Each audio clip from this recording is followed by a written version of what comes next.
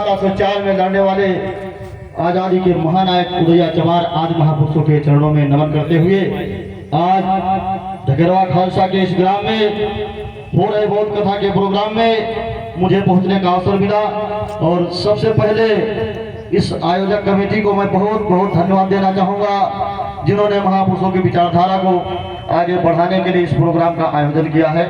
और साथ ही साथ पूरे देश प्रदेश जिले में अपने शब्दों द्वारा अपने मार्गदर्शक के नेतृत्व में कथावाचक के माध्यम से सभी लोगों को बहुजन विचारधारा और महापुरुषों के विषय में ज्ञान और चर्चा देने का जो काम कर रहे हैं भाई बहुत कथावाचक बड़े भाई श्रद्धेय परमादरणीय और उनकी टीम को बहुत बहुत दिल की अंतरंग गहराइयों से धन्यवाद, साधुवाद, जय भीम, नमो बुद्धाय, नीला सलाम।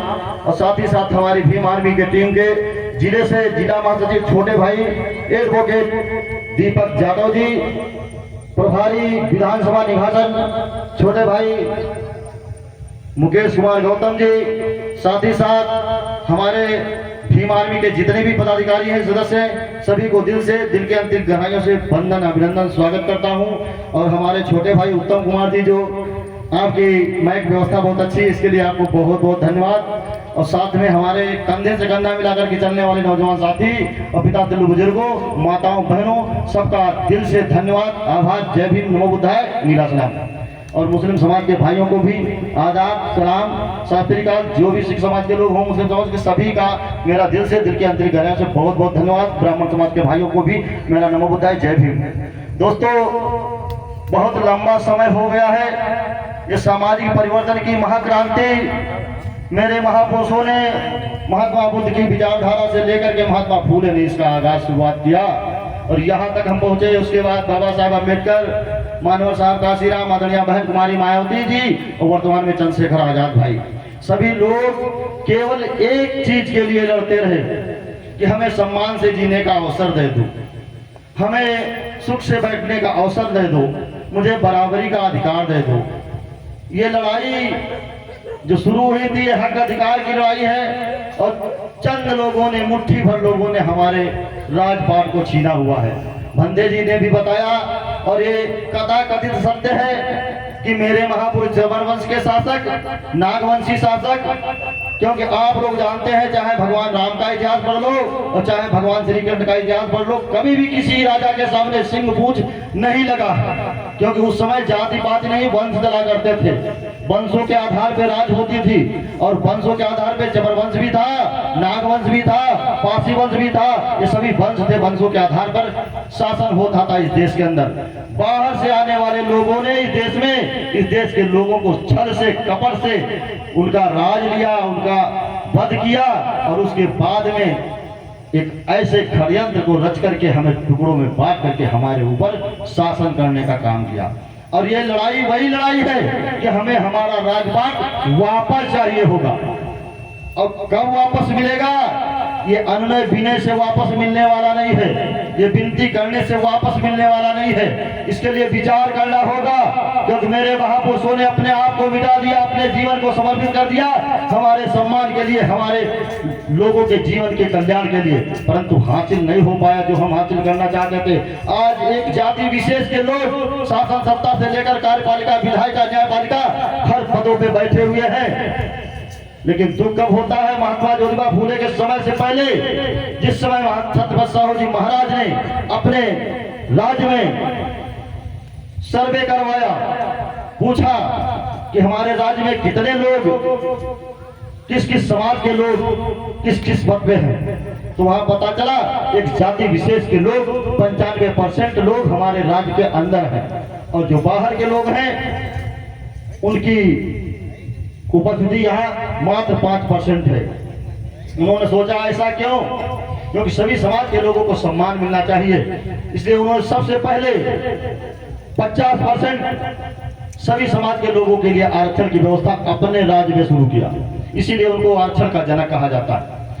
वो आज कुछ मेरे भाई जिनको पीड़ा होती है, पीड़ा नहीं होनी चाहिए, क्योंकि हम कुछ नहीं बोले, उप नहीं बोले, क्योंकि मेरी तरफ देखो छा करके मेरे महापुरुषों के विषय में सोचो कितना जुर्म किया है आप लोगों ने उनके ऊपर। हमें वस्त्र नहीं पहनने दिया, हमें चलने पे मजबूर कर दिया, हमें मंदिरों में नहीं घुसने दिया गया, हमें अच्छे कपड़े नहीं पहनने दिया गया, यहाँ तक दूर मेरी कमर में झाड़ू और गले में हड्डी लटका करके भी चलने पे मजबूर कर दिया, लेकिन मेरी कमर टूट गई। हमने आपका कभी विरोध नहीं किया, परंतु आज 3000 वर्षों तक आपने सभी प्रकार के सुख प्राप्त किए। मुझे थोड़ा सा अवसर 75 वर्षों में संविधान के माध्यम से मिला, तो तुम्हारे पेट में दर्द क्यों हो रही है? क्योंकि तुम हमें अपना भाई नहीं मानते हो। दुख इस बात का हमें है कि मैं तो गर्दन कटवाने के लिए तैयार बैठा हूँ, हंस के कोई कह दे कि हम तुम्हारे साथ में हैं, कोई हो तो ऐसा जिसके लिए हम गर्दन कटवा सके, लेकिन कोई भाई ऐसा नहीं मिल रहा। हम तो समता चाहते, समानता चाहते, प्रेम चाहते, बंधुत्व चाहते, जो भगवान बुद्ध ने कहा था, समता समानता प्रेम बंधुत्व। क्योंकि बुद्ध को इसीलिए इस देश से खत्म किया जा रहा है, जिस देश में उनका जन्म हुआ, जिस देश में वो पले बढ़े और जिस देश में उन्होंने ज्ञान का अध्ययन किया और ज्ञान को प्राप्त किया, उसी देश से बुद्ध गायब हो गए। क्यों गायब हो गए? हिरोशिमा और नागासाकी पे अमेरिका ने परमाणु बम गिराए, पूरा जापान ध्वस्त हो गया। बुद्धिज्म को मान करके जापान आगे चला, दुनिया में कितने बड़े पावर पे पहुंच गया, अमेरिका भी कांपता है उससे। और हमारे देश के लोग पत्थर में प्राण प्रतिष्ठा डालते हैं। मुझे विरोध नहीं करना इसका, सब कुछ बना लेते हैं और फिर भी विदेशी आता है तो उसका कुछ नहीं कर पाते। बराबर वो लूटता चला गया, बराबर वो लूटता चला गया, हमारे ऊपर कब्जा करता चला गया, हमें गुलाम बनाता चला गया। आखिर ये शक्तियां तब कहां चली जाती है, ये अवतार तब कहां चले जाते हैं जब विदेशी आकर के हमें गुलाम बना करके हम पे शासन करने का काम करता है। कोई भगवान पैदा नहीं होता तब। मैं किसी भगवान का विरोध नहीं कर रहा हूँ। जिस समय महिलाओं को जिंदा जलाया जाता था, वो ऊ करके चिल्लाती थी, चिता पर उनको जबरदस्ती बिठा दिया जाता था और चारों तरफ से मिसालें लेकर के लोग खड़े हो जाते थे। वो महिला बेचारी कुर्सी की पार्टी में बंधी हुई उसी चिता पे होती, इतना घी डाल देते थे कि इतना धुआं निकलता था, जो किसी तरफ देख नहीं पाती थी और जिधर को भागती थी उधर से बर्छा भोंका जाता था। कोई भगवान कभी पैदा हुआ है, उसे दुख आया कि इस महिला के ऊपर अन्याय हो रहा है? राजा को मारने के लिए पैदा हुए, राजा के राज को हरने के लिए पैदा हुए, राजा को राक्षस बनाने के लिए पैदा हुए, किसी के जुर्म अत्याचार की उठाने के लिए नहीं पैदा हुए। किसी भी दलित समाज का बेटा मंदिर के सामने नहीं जा सकता था, मंदिर में घुस नहीं सकता था, कभी वो भगवान मंदिर से नहीं निकले। मैं धन्यवाद देना चाहता हूँ कि एक बार बाहर निकल करके कहते ये भी इंसान है, ये भी मेरा भक्त है, इसे भी अंदर आने दो और मेरी पूजा प्रार्थना कर लेने दो। मेरे भाइयों, दुख तब होता है, पीड़ा तब होती है कि मेरे ऊपर जुर्म होता रहा, अन्याय होता रहा और कोई मेरी सुनने वाला नहीं था।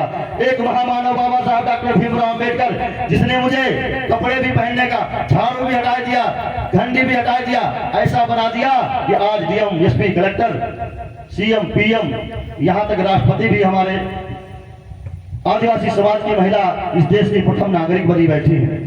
तो दुख इस बात का हो रहा है, जिसको हम सामने बिठाना नहीं पसंद करते थे, वो बराबर कंधे से कंधा मिला करके चल रहा है और शासन सत्ता की कुर्सी में बैठ रहा है। ये पीड़ा बर्दाश्त नहीं हो रही है। कहना है दोस्तों कि बांट दिया इस धरती को क्या चांद सितारों का होगा, बांट दिया इस धरती को क्या चांद सितारों का होगा, नदियों के कुछ नाम रखे, बहती धारों का क्या होगा।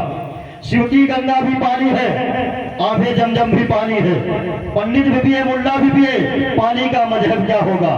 इन फिरका परस्तों से पूछो, क्या सूरज अलग बनाओगे, एक हवा में साथ से सबकी क्या हवा भी नहीं चलाओगे।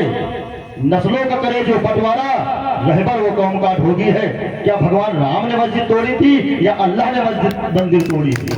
एक बात बता दे, कोई भगवान राम या अल्लाह इन्होंने आपस में झगड़ा करने का काम किया है? नहीं, हमारी विचारधारा गलत है, हमारी मानसिकता गलत है, हम सोच नहीं पा रहे, हम देश का विकास नहीं चाहते, समाज का भला नहीं चाहते, इस देश को आगे ले जाना नहीं चाहते। इसलिए हम इस देश के अंदर जातिवादी भेदभाव पूर्ण व्यवहार करके, लोगों को बांट करके केवल अपने आप को सुख चैन की नींद में सोने का अवसर चाहते हैं।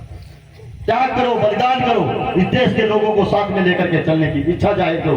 तुम्हारे सभी भाई हैं, तुम्हारे सभी मित्र हैं, एक ही देश की मिट्टी में पले बढ़े हो, एक ही सांस में सभी लोग जी रहे हो, एक ही सूरज की रोशनी में सभी लोग आराम से अमन चैन की सांस ले रहे हो। तो एक साथ चलने में बुराई क्या है? एक दूसरे को गले से लगाने में बुराई क्या है? एक दूसरे को सम्मान देने में बुराई क्या है?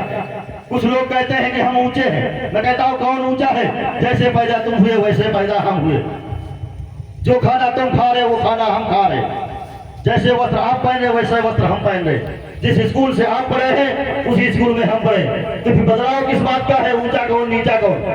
ये ऊंच नीच जातिवाद भेदभाव हमारे देश को बर्बाद करने का कारण बना बैठा। जिस दिन हमने अपने आप से जाति विनाश समाज की स्थापना कर ली, बुद्ध के मार्ग को अपना लिया, दुनिया का कोई ऐसा देश नहीं जो भारत से मुकाबला कर ले। कि भारत वो देश है जो संसार का सबसे शक्तिशाली देश है। तो जिस समय चाइना ने बॉर्डर पे इतनी बड़ी लाइन जो दीवार है बनाने का काम किया, उस समय अशोक सम्राट के परपोते सुप्रीत का शासन आधे चाइना तक पहुंच गया था। अखंड भारत के समय की बात है। चाइना थर थर कांप रहा था हिंदुस्तान की विरासत से, सुप्र से चाइना कांप रहा था। चाइना ने जब अवसर पाया डर के मारे, उसने इतनी लंबी दीवार खिंचवा ली कि अशोक सम्राट के वंशजों का पूरे चाइना पे कहीं शासन न हो जाए। आज वो चाइना हमारे देश के अंदर दीवार बनाता चला आ रहा, 100 घर बसा दिया, प्रमाणिक है, ये बिल्कुल सिद्ध है, मेरे पास इसके दस्तावेज भी हैं। लोग मोदी जी का डंका पीट रहे हैं और मोदी जी पाकिस्तान चिल्ला रहे हैं, चाइना की तरफ आंख उठा करके देख नहीं पा रहे। हिम्मत नहीं है कि एक शब्द चाइना के खिलाफ बोल दे। ये क्या है? हम देश का भला चाहते हैं, देश का उत्थान चाहते हैं, देश का कल्याण चाहते हैं, मानवता चाहते हैं, प्रेम चाहते हैं, बंधुत्व चाहते हैं। कहना है कि अगर टुकड़ों में बटे रहोगे, ऊंच नीच के भेदभाव में फंसे रहोगे, तो न तुम रहोगे न हम रहेंगे। ये देश बर्बाद हो जाएगा। इस देश के संविधान को और लोकतंत्र को बचाना है तो सबको एक साथ में आना होगा। चाहे तुम्हारी कोई गलती रही हो, चाहे हमारी कोई गलती रही हो, सभी को भुला करके हमें मानवता लानी होगी। न हिंदू बनो न मुसलमान बनो, इंसान की औलाद हो, इंसान बन जाओ, सब कुछ बदल जाएगा, सब सही हो जाएगा और तुम उस ऊंचाइयों पे पहुंच जाओगे। चाइना क्या दूर है, अमेरिका तक कांपता हुआ नजर आएगा, लेकिन बदलना हमें आपको पड़ेगा। बस बदलने की जरूरत है, कुछ करने की जरूरत नहीं। जो मानसिक सोच बदलना, बाबा साहब डॉक्टर अम्बेडकर हमको संविधान में आरक्षण दिए। आरक्षण के बदौलत 131 सांसद दलित समाज के इस देश के अंदर है। ओबीसी के मिलाकर के 243। जिन लोगों की 243 लोगों की उपस्थिति संसद के अंदर हो, उनके समाज के ऊपर जुर्म हो, उनकी बहन बेटी की इज्जत लूटी जा रही हो, उनके लोगों पे बुलडोजर चलाए जा रहे हो, उनको कोड़ों से मारा जा रहा हो, उन्हें पानी पीने नहीं दिया जा रहा हो, उन्हें जूते में पानी पिलाया जा रहा हो, मटकी में पानी पीने की वजह से जान गंवानी पड़ रही हो, तो बताओ तुम्हारे सांसद बनने का क्या फायदा?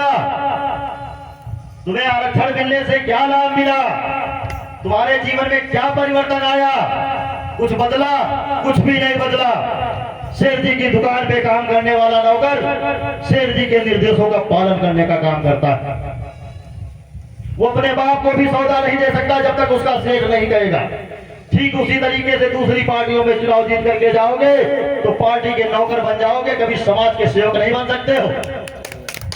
जब समाज के सेवक बनना है तो खुद समाज के बीच में जाओ और लोगों के बीच में जाओ, उनके दिलों को जीतो और उनके वोट से संसद में पहुंचने का काम करो, विधानसभा में पहुंचने का काम करो, तब उनकी आवाज बनवाओगे। नौकर बन करके जाओगे केवल अपनी विधायकी बचाने के लिए, संसदीय बचाने के लिए 5 साल गुजार दोगे, किसी समाज के हित और कल्याण के लिए कुछ नहीं कर पाओगे। दोस्तों, प्रोग्राम हो रहा है, मैं ज्यादा समय नहीं लूंगा। कोई भी गलती हो इसके लिए मैं क्षमा चाहता हूं। मेरा उद्देश्य किसी की भावना, किसी को कोई ठेस पहुंचाना नहीं है। मेरा उद्देश्य इस उजड़े हुए भारत को बचाना, वैमनस्यता फैली से दूर करना, आपस में भाईचारा बनाए रखना। हम भीम की औलाद हैं, सम्मान के लिए हम दे देंगे अपनी जान, देश के संविधान के लिए। जाएगी सिर्फ मेरी जान तो जान जाएगी, लेकिन घटना भी बिल्कोरे गांव की दोहराई जाएगी। कहना है कि एक व्यक्ति, इसी छोटी सी कहानी के बाद मैं अपनी बात खत्म करूंगा। एक मुर्गा लेकर के आता है, मुर्गे को जब घर लेकर आता है तो मुर्गे से कहता है कि मैं तुम्हें खाऊंगा, तुम्हें काट करके मार दूंगा, उसके बाद मैं खाऊंगा। उसकी चाल है ये। मुर्गे से कहता है, फिर कहता है कि एक काम करो कि सुबह वाले में जो भाग देते हो वो भाग नहीं दोगे तो मैं तुम्हें नहीं मारूंगा। भाई सुबह मुर्गे ने भाग नहीं दिया, उसने पंख फड़फड़ा दिए। दूसरे दिन मालिक ने कहा सुनो, अगले दिन अगर तुमने पंख फड़फड़ाए तो तुम्हें हम मार के खा जाऊंगा। तो उसने ठीक। तीसरा दिन आ गया तो उसने पंख भी नहीं फड़फड़ाया, अपनी गर्दन लंबी कर दी। चौथा दिन आया तो उसने कहा देखो ऐसा है कि गर्दन लंबी करोगे तो भी तुमको हम खा जाएंगे। भाई चौथा दिन जब सुबह हुआ तो उसने ना भाग दी, ना पंख फड़फड़ाए और ना ही गर्दन लंबी की। उसके बाद भी उसको उसने कहा कि तुमको हम मार के खाएंगे। तो मुर्गा कहने लगा कि जब मुझे मरना ही था तो पहले ही बोल के मर जाता तो कम से कम सम्मान का जीवन जी लेता। मरना बाद में भी पड़ा, मरना पहले भी पड़ता, तो सम्मान का जीवन जी करके अगर मैं मर जाता। ये कहना है इन शब्दों का कि अगर कोई तुमको मारना चाहता है तो कम से कम उससे लड़ जाओ। मर तो तब भी जाओगे अगर गुलाम बन के मरोगे, और मर तब भी जाओगे अगर शान से मरोगे।